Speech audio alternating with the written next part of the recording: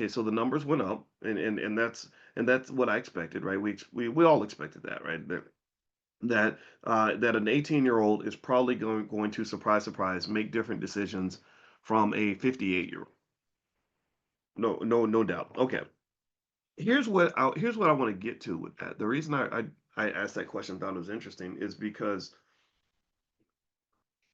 the thing about it is that when you talk about investing, most investments you make are have nothing to do with money. But they have to do with valuable resources. And so when you're 18, you have your youth, you have all the options in the world. You can be whatever you want to be. You have lots of free time, you have lots of energy, lots of attention. You have lots of things that your potential is through the roof.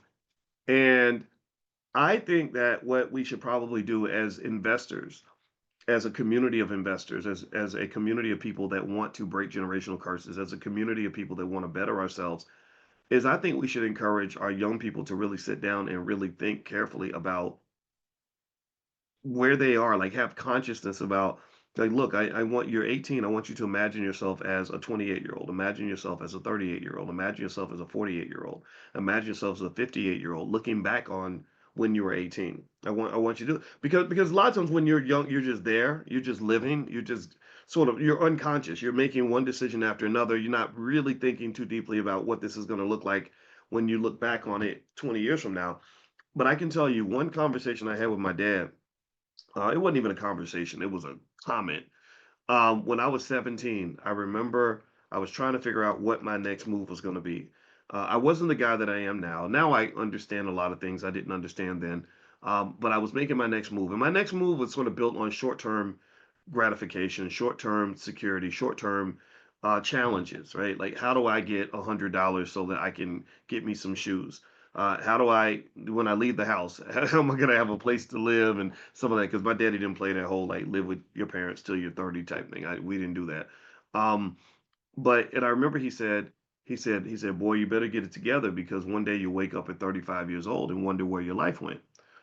And at that time, at 17, 35 seemed like great grandpa age. Like in my mind, 35 is like, okay, your life is over now. Okay, you've had your best years are behind you. And I remember, but just him saying that, just that one sentence made me say, yeah, I guess when I'm 35, I want to make sure I like the life that I've created for myself. So I better get to it. I better think through the next decision that I make.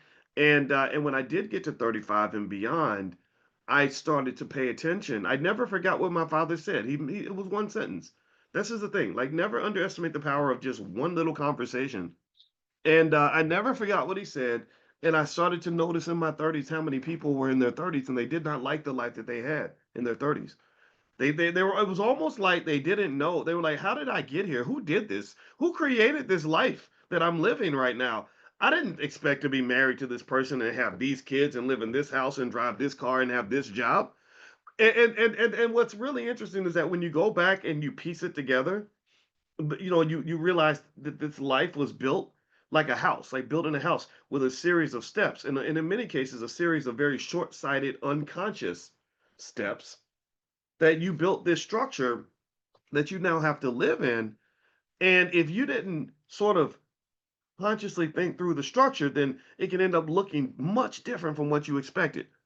It's like the difference between somebody saying, I want to make a painting of a building and planning it out and designing exactly how everything's going to go versus somebody just taking the brush and just being like, right? Sure, the abstract art can be absolutely beautiful, but it's also very chaotic, right? And sometimes our lives can be chaotic because the steps that were taken to build that life were chaotic steps.